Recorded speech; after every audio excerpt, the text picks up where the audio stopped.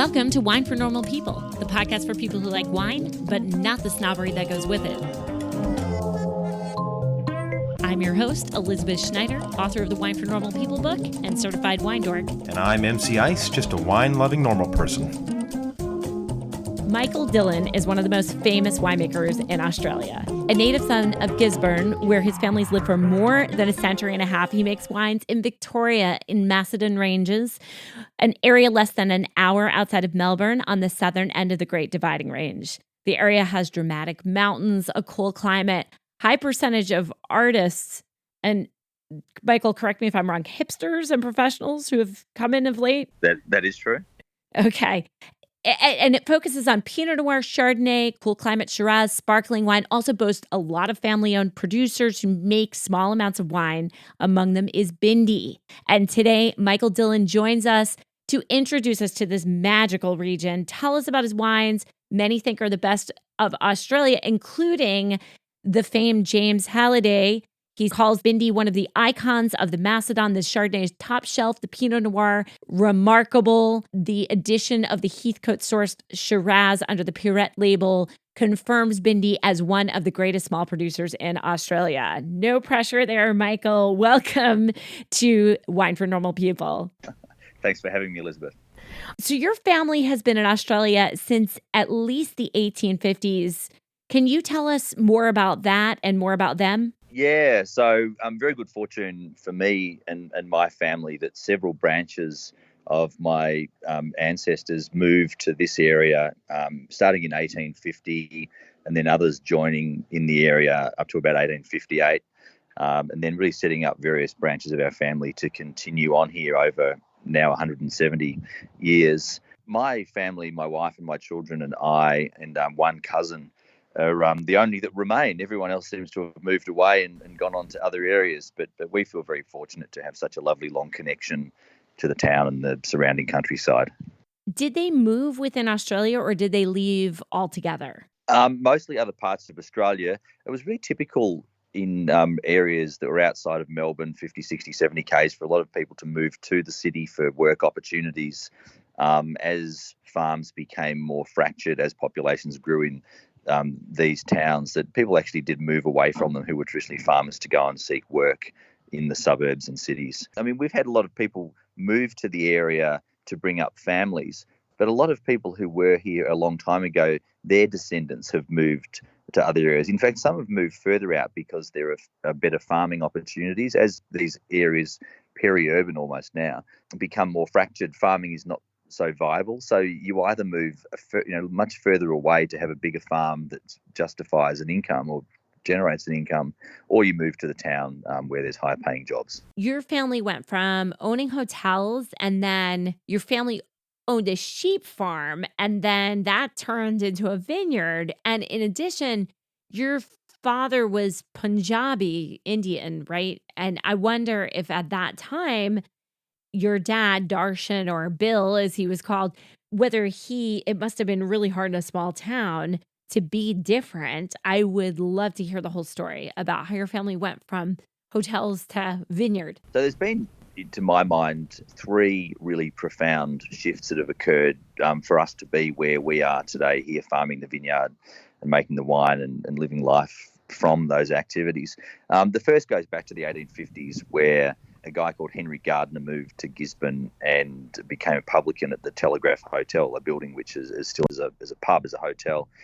And his daughter, Sarah, met a guy called Henry Dixon, who came looking through the gold fields back in the 1850s up towards Bendigo, and then became the paymaster of the railway line. So the paymaster of the local railway line going through the goldfields met the publican's daughter. They got married in their pub in 1858.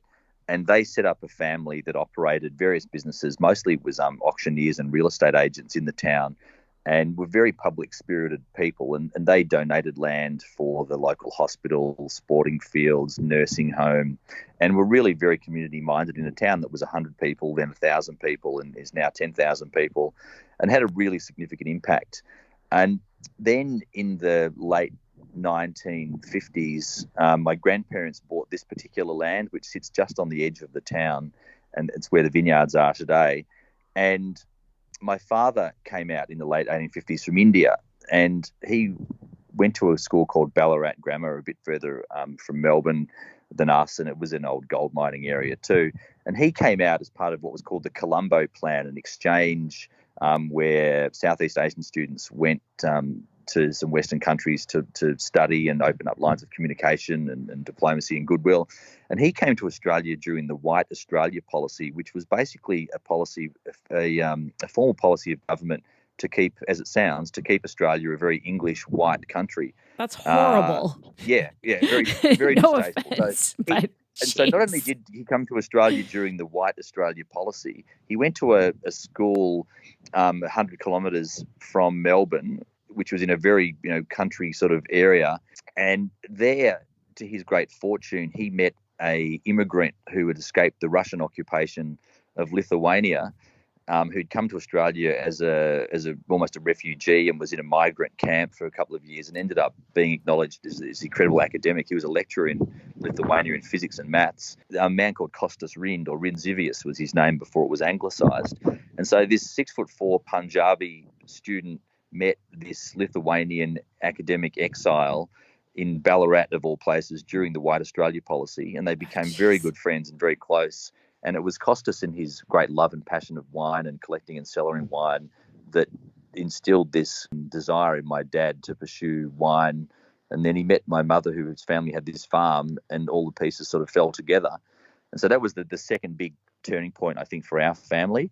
And then it was in the late 80s when Dad decided that he would actually plant a vineyard and take that risk. And I was 20 years old and able to help him, that we got this sort of modern era of where we are at Bindi today started. So how did you decide that you were going to grow grapes? I mean, I understand that the passion was there, but this is not a small undertaking. You got to get the rootstock, you got to do the soil studies, you got to figure out all of that stuff. Is it actually going to work? And then you had a winemaker, right? So how did you figure that out? And then there was also the style thing, because 1988 in Australia, we're talking about huge, giant Chardonnays and Cabs and Shiraz, right? Yeah. So how did this all come together? Because this is not the style that you make. What was the thinking, and how did this all kind of iron out? I mean, you were there for it. So it goes back a little bit further than that, even into 1968, the year I was born. There was a local guy about 40 minutes drive from here up in the hills who planted a Cabernet and Shiraz vineyard wanting to make a Bordeaux style. And my father was interested. This person was exploring viticulture, and in the mid-70s, Dad got quite a famous consultant at the time to come and look at our property, and he had a view to wanting to plant a vineyard here because just 5-7 years earlier, another one had been, a vineyard had been established for the first time in 100 years up in the region. And the guy came here and said, "Oh, no, this is a terrible spot to grow grapes. I would never recommend you plant a vineyard here on this land. You should go down the road to your friend's place and plant Cabernet and Shiraz and Riesling," which of course failed. After a few years, the weeds grew, the crops didn't occur, and the undertaking was abandoned. So Dad had that kind of mid-70s desire, and then it was foiled. And in the mid-80s, the local council was concerned about a lot of properties being subdivided for housing. Tullamarine Airport, just out of Melbourne, had gone in not far from this area, 20 minutes drive away. And they were trying to encourage farmers to diversify. So Dad revisited this idea from 10 years earlier and went to some seminars. And by this stage, these characters came and said, well, it's not actually a great area for Cabernet and Shiraz. It's too cold, too high, 500 metres above sea level, too windy. Chardonnay and Pinot would be great options in this area. We could come and have a look at your soils and see if they're appropriate. So he said, yes, please. And they came out here in 85 and said, what a fantastic spot to grow Chardonnay and Pinot. Beautiful old soils, quartz rocks and volcanic soil, mudstone, sandstone, lovely slope on the side of a hill. So he took that advice and then explored it much more meticulously than he would have been able to in the 70s. And he sold his squash court sporting business in the local town in 87 and planted the vineyard in 1988. Was he kind of annoyed at the fact that these guys came out the second time and were like, no, actually, Pinot and Chardonnay. Sorry, we told you that you couldn't grow anything here, but now we're saying Pinot and Chardonnay. Or was he just kind of go with the flow? No, he got some further advice. So he said, okay, well, we sort of won against 10 years ago, won for now. So he consulted the state viticulturalist, a guy called Murray Clayton, and got further advice. Yes, what a fantastic spot. And by this stage, there'd been probably 4 or 5 other vineyards in the preceding 7 years that had gone in of Chardonnay and Pinot within, say, 30 kilometres, 40 kilometres of us Oh, at wow. similar altitudes, on different soils, but similar altitudes. And they said, these seem to be going okay, and there's sparkling wine option. And there was no real Pinot Noir movement in the mid-90s in any meaningful way in Victoria. There were sporadic plantings, but nothing meaningful.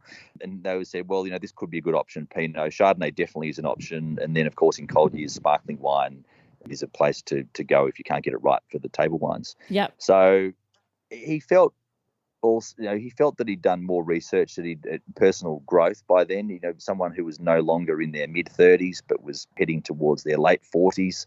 So there was a level of personal maturity there. And Dad was not one to look back with a lot of regret. He said, well, I know so much more now and feel so much more capable of doing it well. And that's one thing we've certainly all learned through the various vineyards that we've planted now over the years, that the more experience you've had, the more you've learned, the better you do it the next time around.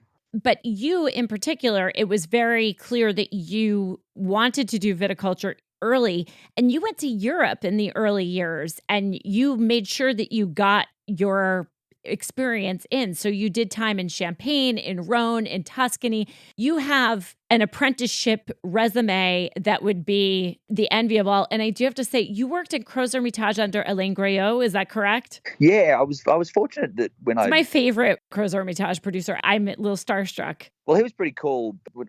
When I left university, I did an economics degree, and whilst I was helping Dad with the vineyard here, and I started working for a wine importer in 1991 in Melbourne.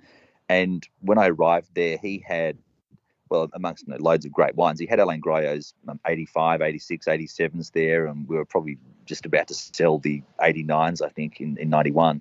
But he had all the old wines in his collection. So I got to try all those wines. And, of course, Alain was not famous then. He was just this guy sort of making some noise with Crozes Hermitage, which people knew of Domaine Talabert from Jabelet, but it didn't really make a big song and dance. And it was fascinating to see that increase in quality and increase in reputation. And now, of course, he's a highly revered producer. But at that stage, it was very formative. So when I worked with him in 95, he was only 10 years in, and it was kind of early days. So I found that fascinating to see someone take something that wasn't really well known, wasn't regarded, and do it really well, and then gain a notoriety doing that. And I had a load of great mentors and interesting influences in the early days. Was it really a cultural shock to go from Champagne, Rhone, Tuscany? It couldn't be more different, could it? No, it couldn't be. And during that time each year when I was in those different regions making wine, I would go to Burgundy, and I visited over 100 different domains during that period as well, some of them multiple times. In one visit, I did 50 domains in a row over 17 days. And so I was just immersing. I was hanging out with Becky Wasserman, and Christopher Cannan was sending me lots of appointments, and really having a great time with people giving access. And particularly back then, the mid 90s to late 90s, it was a very different place in Burgundy. They weren't selling all of their wines out that readily. You could go and buy 91s, 92s back in 96 and 97. A lot of them were available. It was a very different time. So there was really great access to growers to share that information. So I sort of mix up all of that, the work at Tenuta de Valgiano in organic biodynamic vineyards, real farming of a property, not just grape farming, but olive groves, and the whole life in the hills rather than just purely wine pursuit. That was fascinating compared to the obsessive nature of Burgundians versus the erratic business in Champagne versus that sort of under the radar soulful grape growing and winemaking in Crozes Hermitage, and going out to dinner with the Charves and Jabelets and visiting all of those amazing debutantes kind of people. So yeah, very different. And I think what I'd like to think that I took little bits that were important for me away from each of those experiences, and never wanted to try and replicate what anybody else had done, but just learn from how successful people had gone about it and how they used their passion and their balance in life, hopefully. And that was one thing I really picked up on. The best growers I found had a really nice balance across life. Is there any one particular domain or visit, because you did go to so many, that just sticks in your head that was just unbelievable, mind-blowing, formative, any of that? Been a few. My mind immediately goes to Frederic Meunier in Chambord-Mazzini. I was involved with, when I was working for this fellow Paul de Bergday in Melbourne in the early 90s, that we had his wines from 86 and 87. I believe 85 was the first time he took back vineyards and made them. And then to go and visit him, and such a gentle man, and he was a level of humility with a light touch I found quite fascinating. And the wines really spoke to me.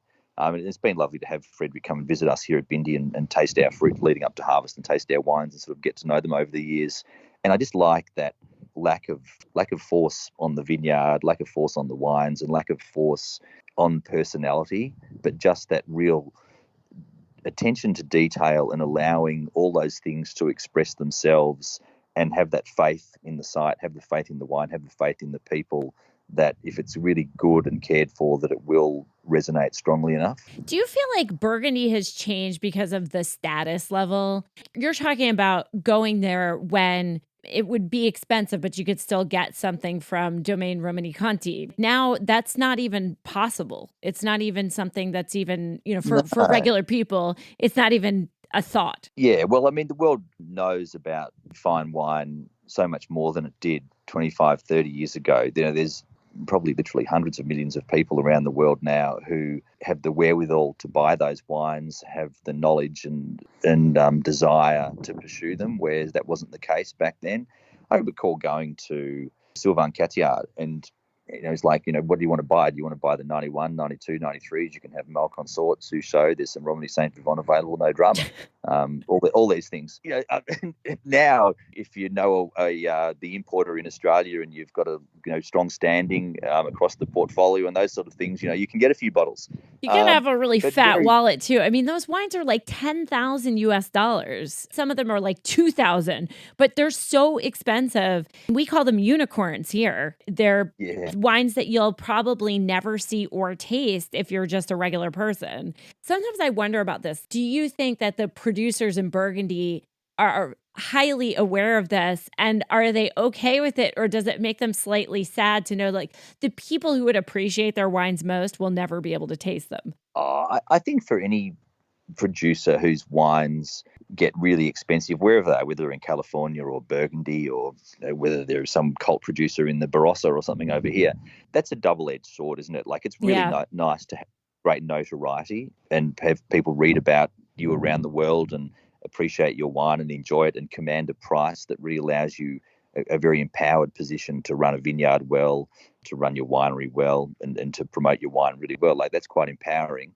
But on the other side of that, there's a great vulnerability in that. Really, how can you ever justify a bottle of wine being worth that? You're not buying a bottle of wine anymore. You're buying an artifact, right? That buys history. You're buying exclusiveness. I think Instagram has a lot to answer for, in that you're buying 1,000 likes.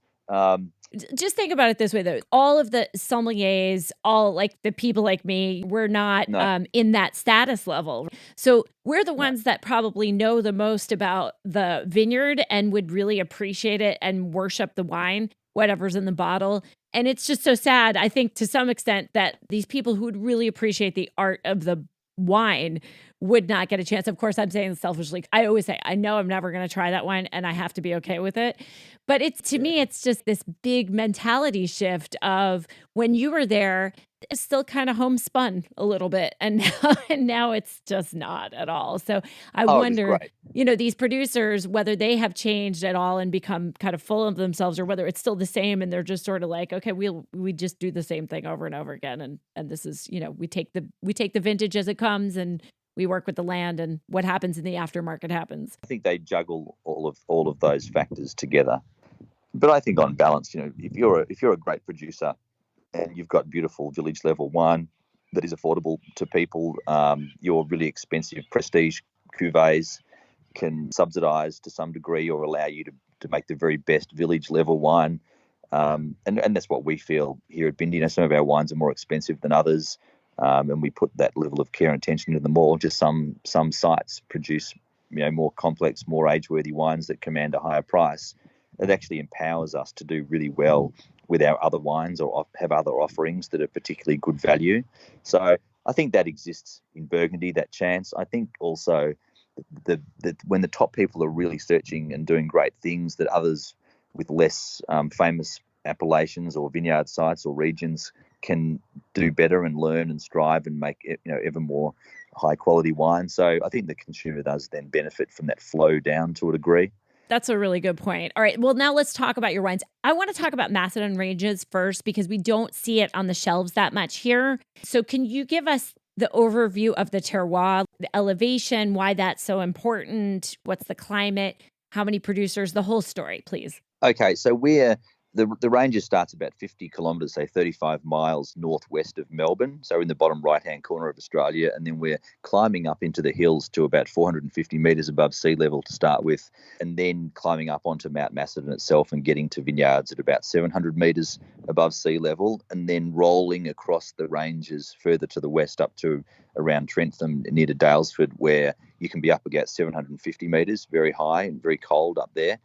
And what we see is that for every 100 metres you rise in elevation from Melbourne or from the lower lands, it delays ripening by about a week. Typically, it's about a degree cooler. So once you get up to 500 metres, you're about 5 weeks ripening later than further down on the flats around Melbourne. And you get some Mornington Peninsula, Yarra Valley vineyards that are 50, 100 metres above sea level. And some of those do climb up to 300 or 400 metres above sea level, and they're slower again.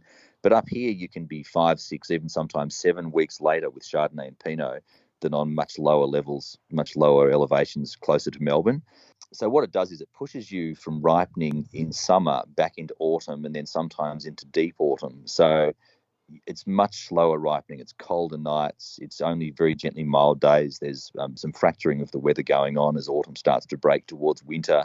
So there's a real risk the season will break and you don't get continued ripeness, or the vines will push through and say, look, it's too autumnal, we're going to start to defoliate.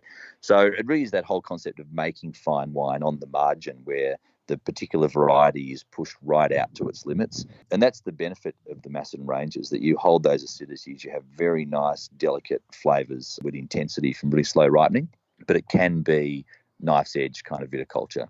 The soils up here are really diverse. There's volcanic soils, deeper, richer, loamier soils, younger volcanic soils, maybe 2, 3, 4, 5 million years old.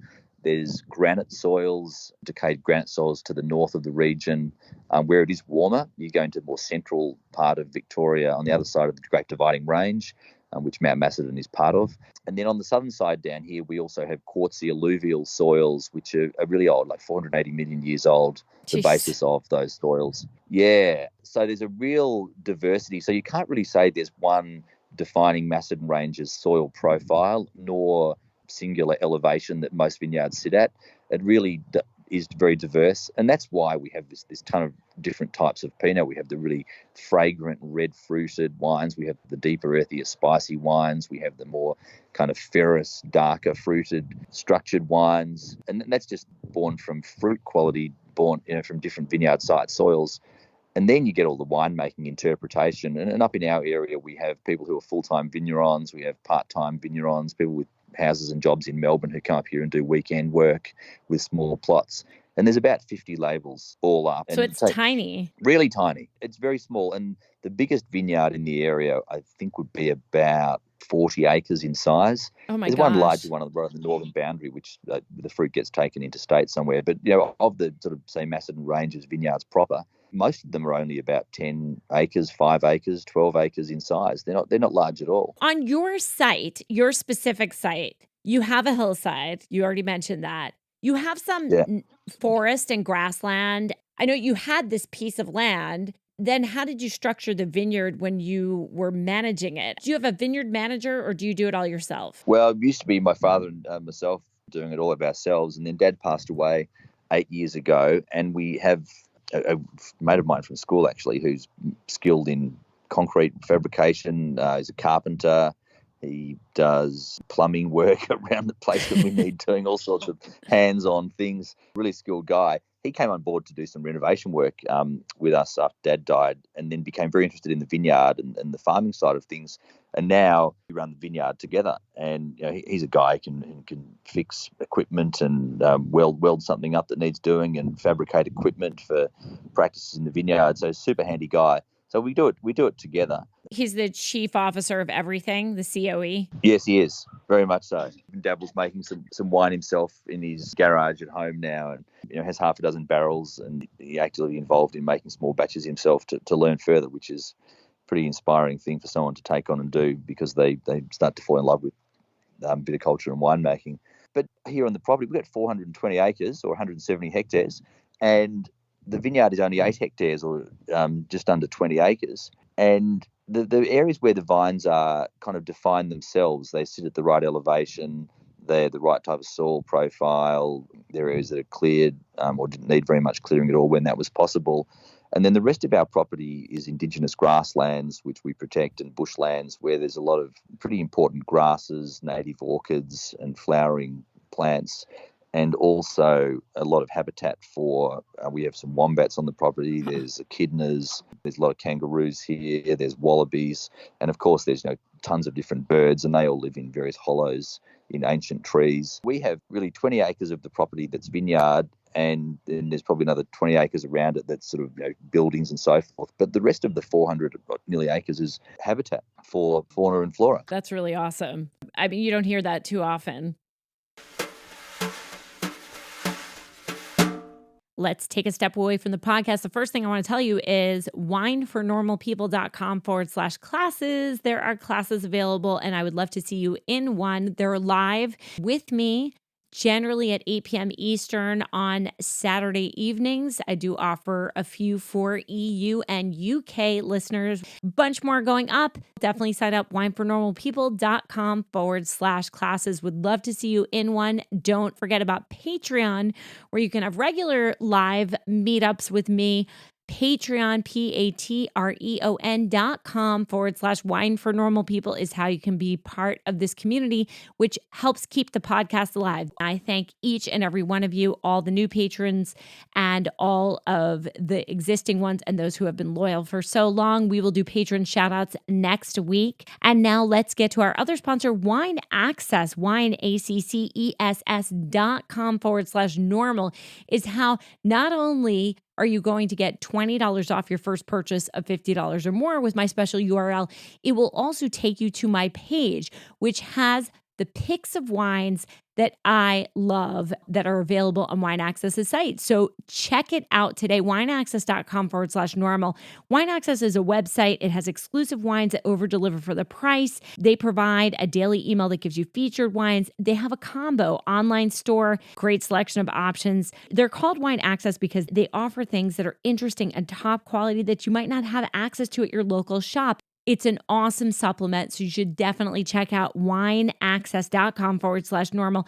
Although Michael's wines are really hard to come by and very small production, there are fantastic Australian wines on Wine Access's site right now. One of my favorites, a female winemaker, Bass Phillip Cabernet Sauvignon from the Margaret River. Such a delicious wine. Lots of body, lots of structure, but still that soft Australian texture to the wine. There's also a Lewin Cabernet from Margaret River.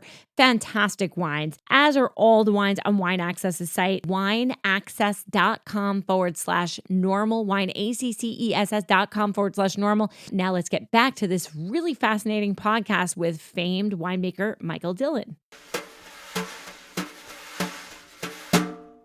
Do you think that more of it would be suitable if you decided to, you're not going to, it sounds like, but take that and use it for viticulture? Yeah, there is. I think there's probably about another 40 acres on the property that'd be pretty good. But we don't really have a great desire to. We do make some wine under a separate label. One's called, or two separate labels. One's called Pyrette, the name of a forest adjacent to the property, and one's called Dillon, based on our surname. And it's fruit we buy in from a couple of growers who are mates of ours that ripens before our fruit. And we do have a couple of small sites to plant, but I'm only talking about 3 acres. Mm-hmm. And then that will do. I don't know. We don't want to keep just expanding across the landscape. And what we're noticing with the town as it gets subdivided further and there's more and more consciousness of environmental values and unique landscapes is that we have some here which are highly sensitive. Over 99% of Indigenous grasslands in Victoria have been destroyed. Oh, We have a few wow. hundred acres, so they're pretty significant. We have a lot of ancient old trees, as I mentioned, which are habitat. We have an area with a volcanic lava flow called a scoria cone woodland, which is quite rare, and Mount Gisborne is the most complex volcanic activity in Victoria, and we have a few hundred acres of that landscape. So they're not areas that you'd really want to plough up and put vineyards in or subdivide for housing. I think they just should continue to exist as they are. I think a different person probably would not feel that way, so it's good that you own that land. Yeah. It's important. And you work organic also, right? Your vineyards are organic. Well, let me say that we don't use any herbicide or pesticides, haven't for 16 years. This is going on 17th. 5 years out of 6 don't spray any systemic sprays at all. But what we find is you've got a couple of dogs in the back I there hear having a that. battle. I hope they're not. I hope they're getting along okay. They're playing between me and the vineyard. The Quartz Chardonnay block's about 20 metres away and the dogs are halfway between us. That's but awesome. What we find is every sort of 6 or 7 years, we get such an incredibly wet spring that we'd have to spray an enormous amount of copper to battle downy mildew. Yep. And we don't have any problems with a very open, airy canopy with botrytis and powdery mildew. But every 5 or 6 years, we find that we would suffer immense crop loss from downy mildew, and we would use, in that situation, a systemic spray rather than using a lot of copper treatment to battle that. So I guess we farm totally organically 5 years out of 6, and they're on average, and then in those years, rather than suffering a lot of crop loss or using a lot of copper, we would use a systemic spray probably twice in those seasons. In the spring, before the fruit is set, it's to protect the setting berries. And we're always quite open about that. It's a really interesting thing. And I think it's important for the listeners to know this, that we talk so much about purity of organics and biodynamics and the natural wine movement, which I'm not a fan of. And all the listeners know that. It's almost like a religion. And the fact of the matter is that if you are responsible, you own the land, you live on the land, and it is something that you care about, you're not going to mess it up. But we have to be realistic, and you have to think about it as a sustainable thing. And part of that is, are you going to lose your entire crop because you're so absolutely set on doing things in a certain way and you can't fix it? And I think that flexibility is actually very important. As long as you're not spraying something that's going to destroy things long term, I think that has to be on the table. You can't take that off the table. That's part of the problem with those strict certifications, is that then it goes off the table, right? Well, yeah, and I think it becomes a question of what is sustainable. Like for us, it's not sustainable to suffer 60, 80, 100% crop loss in a year and then think that we can pay the people a reasonable wage and to work here, and that we can pay our suppliers on time, and that we actually get to exist here to be able to plough under vine and compost and not use herbicide and not use pesticides in all those other years if we're broke. Like, as someone pointed out to me, we were having this conversation recently, they said, it's basically impossible to be green if you're in the red. That's a very good point. And I think this is where your economics degree comes into play, right? Well, it's no good being broke. And I remember in my travels and conversations with some of the great growers who say, look, we're organic in every respect except for downy mildew. And I'm talking about some of the very greats, and I've mentioned a couple of names. They have to be practical. You can't be so, again, it's this kind of religiosity about having to do things in a certain way that is a bit maddening, I think, because that's just not how agriculture works. Yeah, so if you're able to command such a price in your 5 years out of 6 where everything goes okay, and you can put enough money away that you can lose the crop and lose that market in that 6th year, whatever it might be, whatever average is, good on you. If you're so independently wealthy that you have a source of income that's outside the vineyard, that you can lose crops and then say, we're very pure, we'll accept massive crop loss. Well, that's your privilege, but that's not really sustainable. That's something that's being subsidised by income outside of a growing grapes and making wine and selling wine business. All those things are okay, and I'm open-minded to that. If people can do that, then that's their trip. I always feel that I'd just like to be open about what we do with people and tell them exactly what we do and show them what we do. It's like, come and visit and we'll show you our open, airy soil filled with worms, and different plants growing and very friable, and it smells delicious because it never gets herbicided and we never spray pesticides. But also when I go in having that conversation, I try and be really careful because I've got some really good friends who grow beautiful vines using more chemicals than we would. Right. And different types of chemicals there. And it's not for me to lecture or condescend to them or try and prove that I'm more holy than they are, because we don't. Like, I find that it becomes a really ugly side of wine where people start lecturing one another or even denigrating or belittling others because they're not as pure as we are or someone else might be. Yeah, that's one of the big things right now. I love that movement. I actually really like the natural wine movement. I'm not a big fan of drinking that many natural wines, but I have some people I know who make really delicious natural wine, and I love to drink it. But I love the experimentation and the questioning and the boundary pushing. I find it conflicting when people talk about natural wine in regard to how it's made, and the fruit might come from a non-organic or quite manipulated source, and then extol the virtues of how the wine was made. To me, it's a deeper chain that goes back to the land, not just the wine making and the wine marketing and the environment that the wine is consumed in. Okay, so but let's get back to that, because this has to do with your philosophy about the vineyards, because you use a lot of those old world techniques. Don't you go through the vineyards? You do all these passes. There's a tree, as they call them in Europe, that passes through the vineyard to make sure that you get the best fruit, and you do high density planting. I mean, that's kind of unusual, isn't it, for Australia? Yeah, well, yeah, because all those things are really costly to do, and they end up making some kind of high end. It could be accused of being elitist wine, really. To spend so much work as we do in the vineyard, ploughing, hand pruning, hand shoot thinning, wire lifting, leaf plucking, picking, sorting, all these sort of things. It's really important for wine quality and expression of place, and making the most beautiful wine you can. But it's completely indulgent, really. It's very costly, and the wine therefore needs to command a certain price for it to exist. And not everyone wants to pay that price, can afford to pay that price, is interested in doing so. So I try and be really aware that while we meet our standards, it's a pretty indulgent position to work from. Say yes and no to that, because I think there are producers who maybe aren't as meticulous, because you are known for being incredibly meticulous. You touch every vine, don't you? Oh, dozens of times. Right. Yeah, we do. Yeah. So you're a small producer, so you can do that. Yes, of course, the price is going to be higher because you are doing that and you're doing it all yourself. However, you could be a little bit less meticulous and still get some of those results, the high density plantings, and making sure that you're paying attention, and still make more wine. I think you're being very nice. I think some people at the larger production level could do a little bit better. Some are doing better. Not everybody can touch every vine, but certainly some of the concepts that you use, the ideas, the care, and being that aware of the surroundings, I think can be deployed in a little bit larger settings. I don't feel like you could let people off the hook because they have such a large property. The larger the property, the more people you have also who can help with that. So anyway, so your vines also are aging, and you're seeing changes in that too. How have you seen changes since you and your dad planted the vineyards? And then I'm so sorry that your father passed away.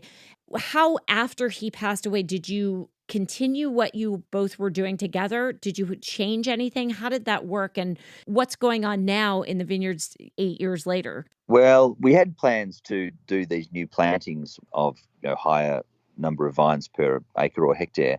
So we had, when he passed away, we'd had those areas surveyed, and we'd pegged them out and walked them and done soil profile testing and those sort of things. So that was on the path. After we died, we just continued to formalise and put those work into practices.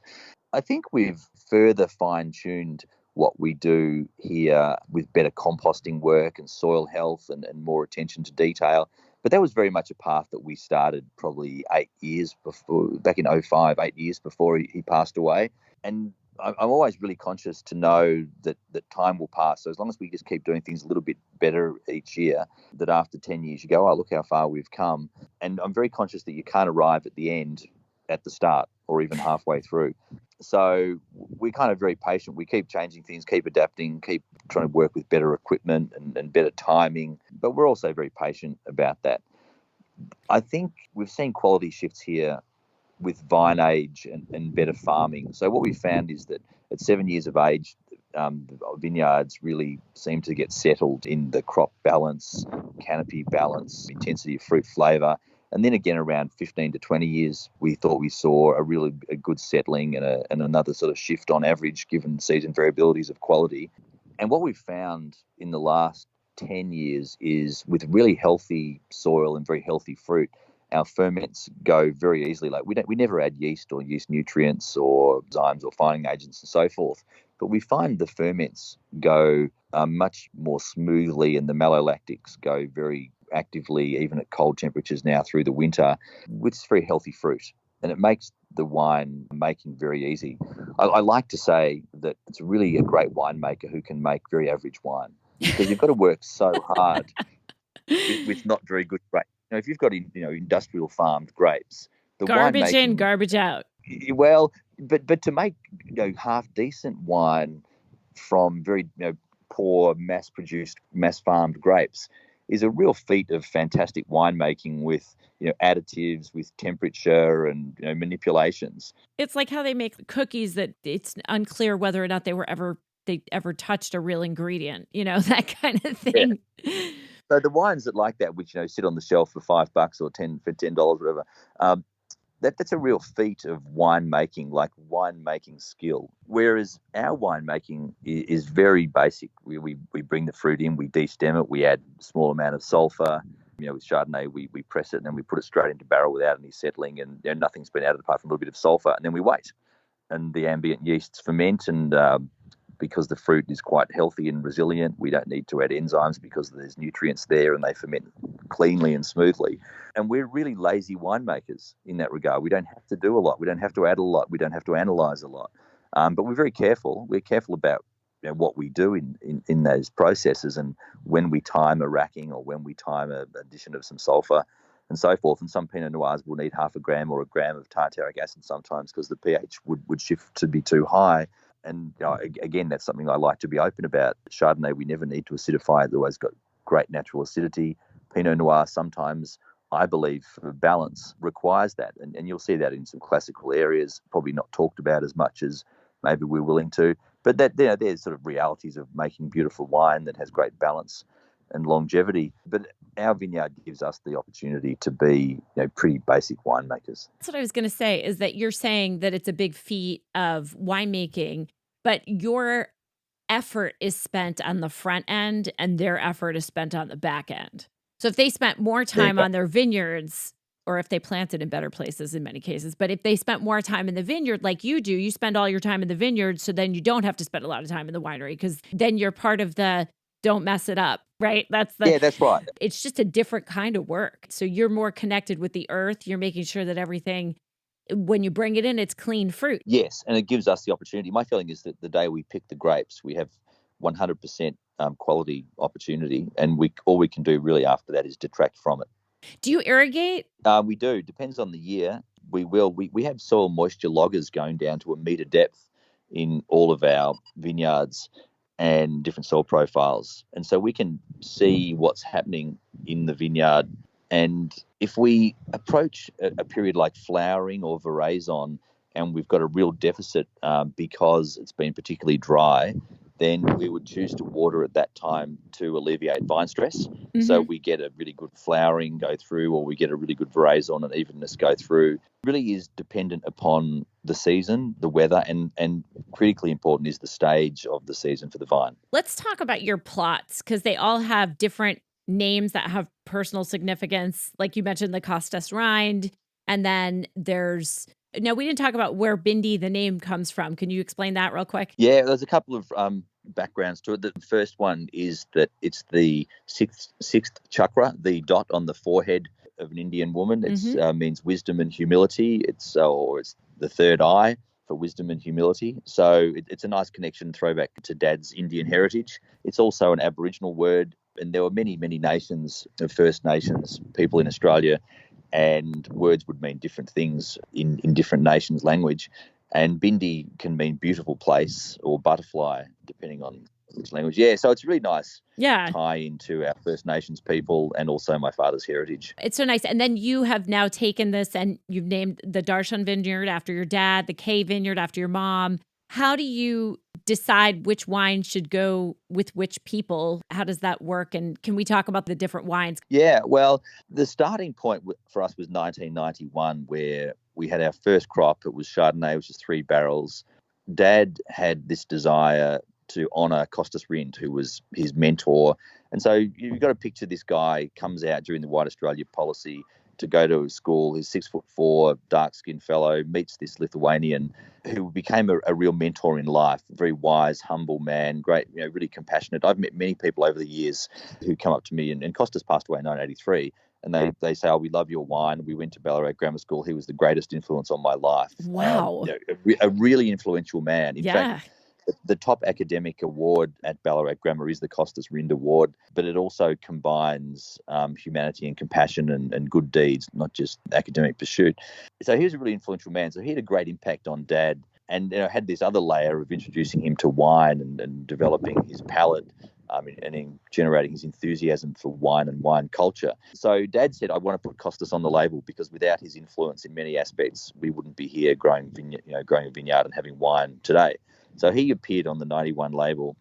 And for many years, he was on all of our labels. So we were producing Block 5 and Quartz Chardonnay and so forth. But Costas's image was on all of the wines because that was the kind of Bindi image. And then we planted the K Vineyard in 2001. Dad wanted to name in memory of my mother and his wife.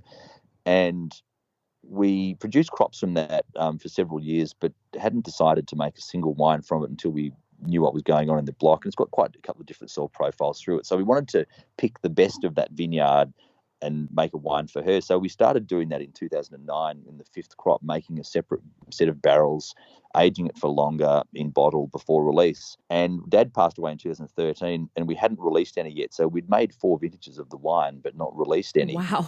So shortly after he passed away, as I was developing that label, putting Mum on one, because clearly if it's a K wine, it should have K on the label. Of course. I thought, well, it doesn't seem right to have Costas on all of the other labels and K on this one. I'd like to take the opportunity to acknowledge more people who have been influential through our journey and important to us being here and tell the story. And I had a strong feeling after Dad died of going through all the old family albums and about honouring those who have given us the opportunity and not just having history in drawers or on walls, but actually have used wine as an opportunity to tell stories of people and influence and mentoring. That's when we put my great-great-grandfather on the Dixon. We've now got my grandmother whose love of this town and the land meant that we are where we are here. So my grandmother is on one label. She's on the Quartz Chardonnay now.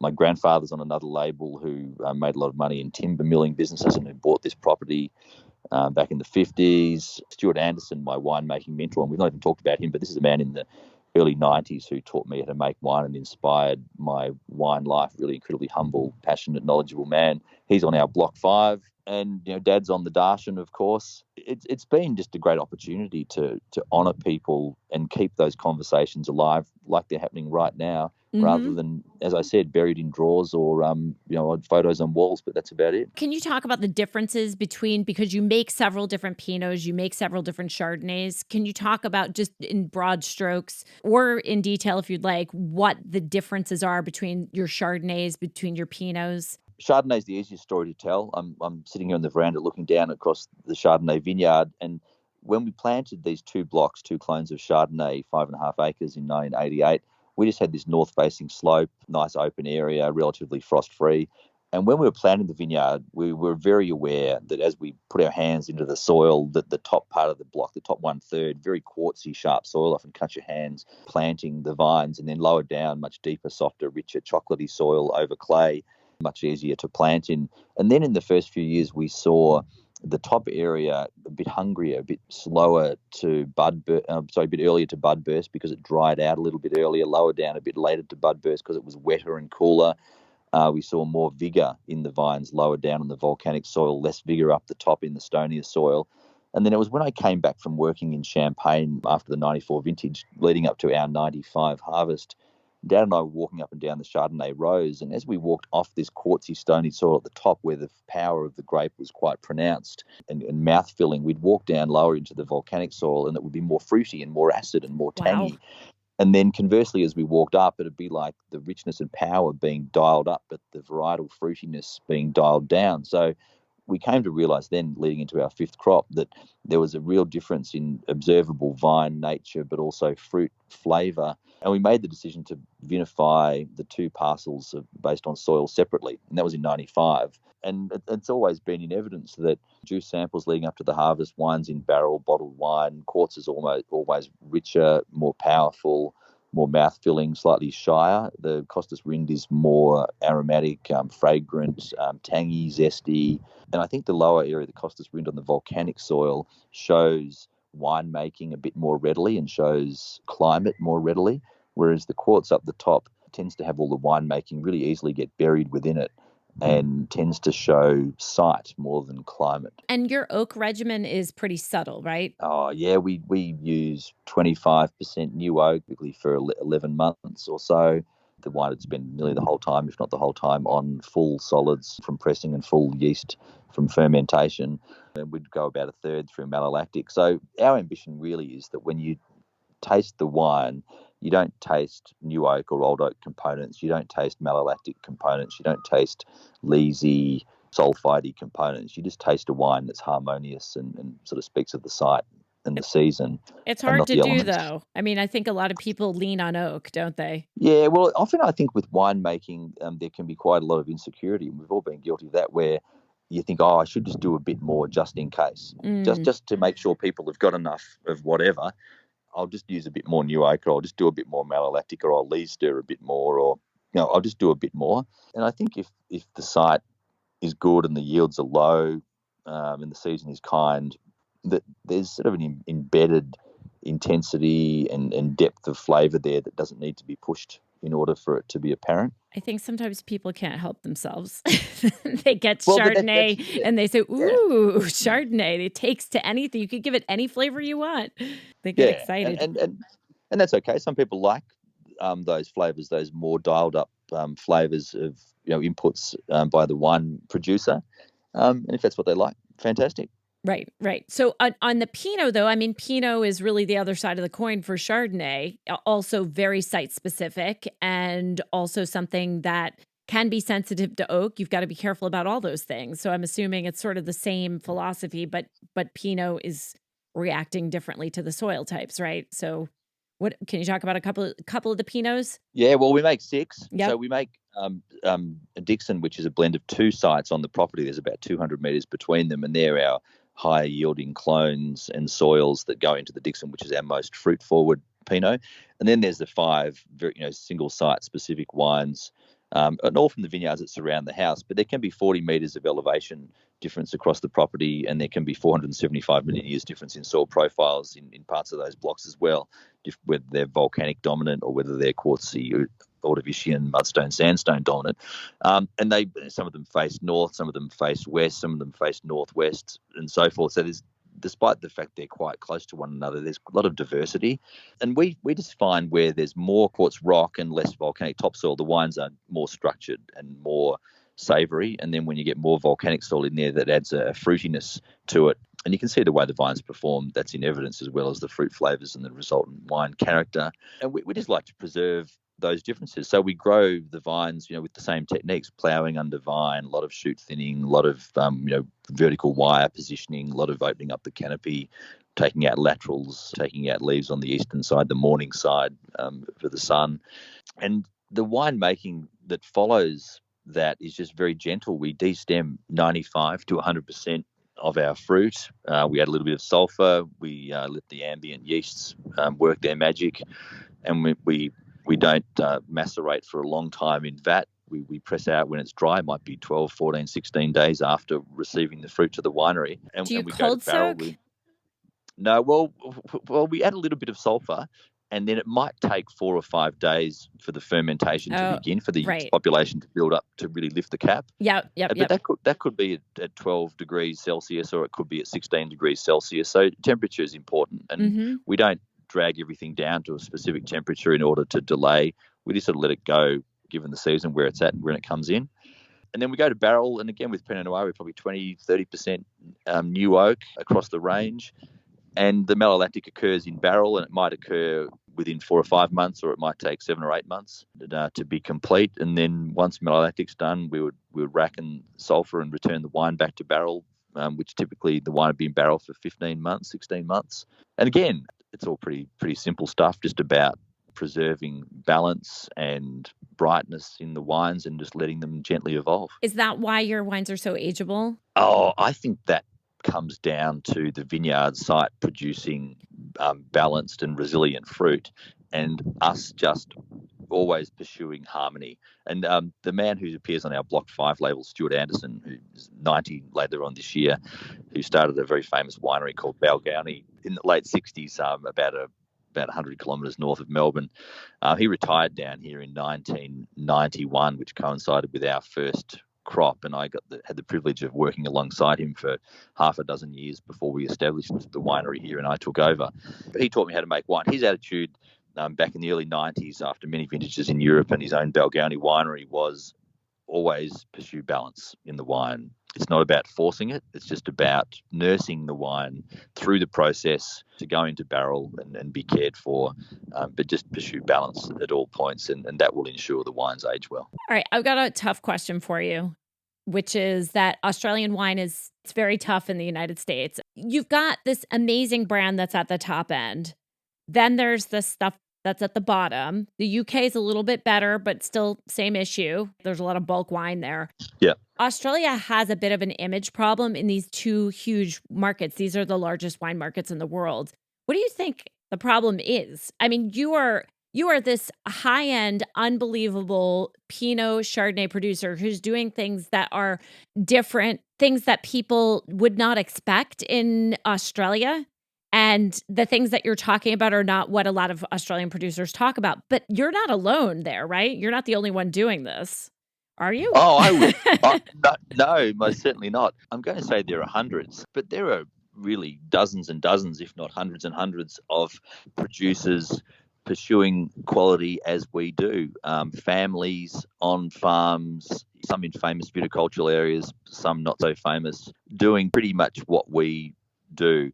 I mean, I know the ploughing under vine thing is not always that common, but there are lots of people who are straw mulching or under vine mowing, or some are ploughing now and so forth. But there's a lot of care, pursuit of really good practices going on.